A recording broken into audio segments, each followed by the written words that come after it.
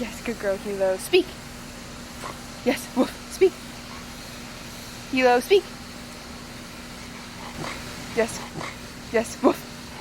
Yes, good girl. So what made me want to become a puppy raiser was after attending the puppy raiser interest meeting, I got to learn a little bit more about what the dogs actually do and how the dogs specifically provide independence to that individual person. After learning that, I really wanted to be a part of that journey as being a puppy raiser and hopefully providing independence to an individual. Hilo under. Yes, good girl. Hilo here. Hilo here. Yes. I think it's important that college kids have these types of raising opportunities because it gives them a sense of time management. It also gives them a bigger sense of responsibility as opposed to if I didn't have Hilo at home.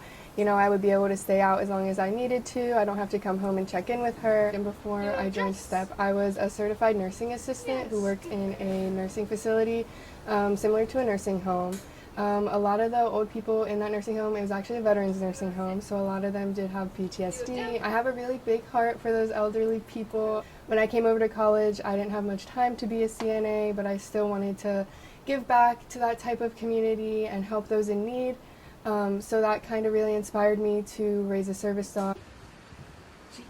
Yes.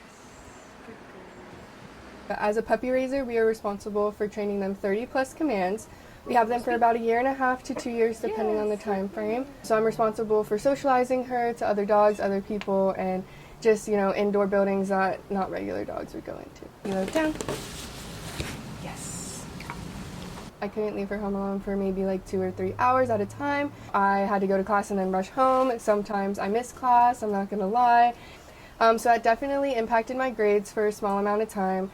However, I did recognize that, and that is not my normal behavior, so I had to make some arrangements as far as getting her babysat by some other people and, you know, kind of working on my time management. Hilo, off! Yes, good girl. Hilo, under. Yes. It is absolutely extremely rewarding when she does kind of understand me and she does get that command. All the work that I put into this is worth it in the end. I would say it's not easy at all to kind of justify and cope with the fact that I will have to turn Hilo in at the end of the day. Every single day that I'm with her, I get more attached to her. And we get closer, and then, you know, now she's starting to go out with me in public, so I'm getting used to her being with me. With that being said, I just kind of remind myself on a day-to-day basis, like, she is not truly my dog. She belongs to Canine Companions, and eventually she belongs to her future recipient. I do appreciate the bonding time that we have, and I do appreciate that we are getting to learn together, and that I am teaching her all these commands, and all the memories that I have with her will never change. I take tons of photos and videos of her that will be around forever. And like deep down inside, every dog at Canine Companions ends up exactly where they're supposed to be, whether that's released and back with their puppy raiser or in the real world as a service dog. So I know deep down inside where she's meant to be, she will end up. Oh, okay. Good girl. Yes.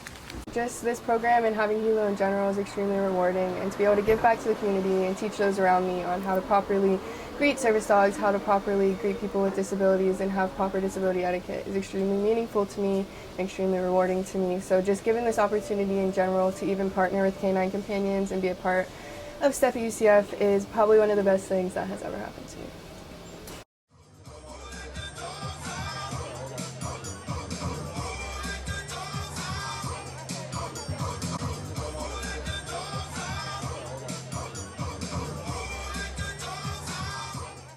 It was honestly really touching to see how well we performed fundraising for DogFest this year.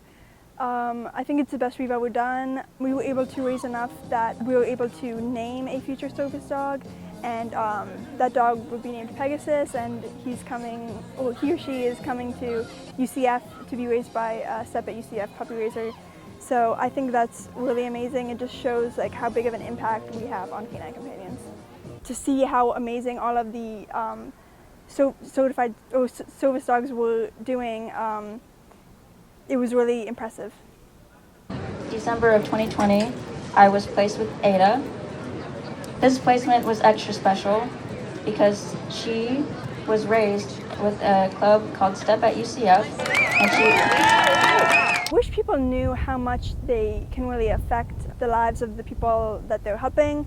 A lot of people don't unable to see it because they don't know firsthand what service dogs can do, but it really like provides a sense of independence. I feel like the ADA and like other disability laws, like they try their best to accommodate for disabled people and make it an equal playing field and everything, but service dogs really go one step further. And we work tirelessly to raise money and train dogs for people with disabilities.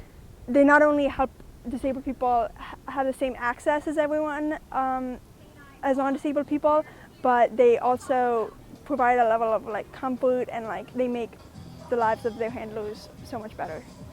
You know, I've heard a lot of great things from other puppy raisers. Like once the dog graduates, it really like changes you, and like all of that sadness really goes away, and you understand that like you made a huge impact on someone's life.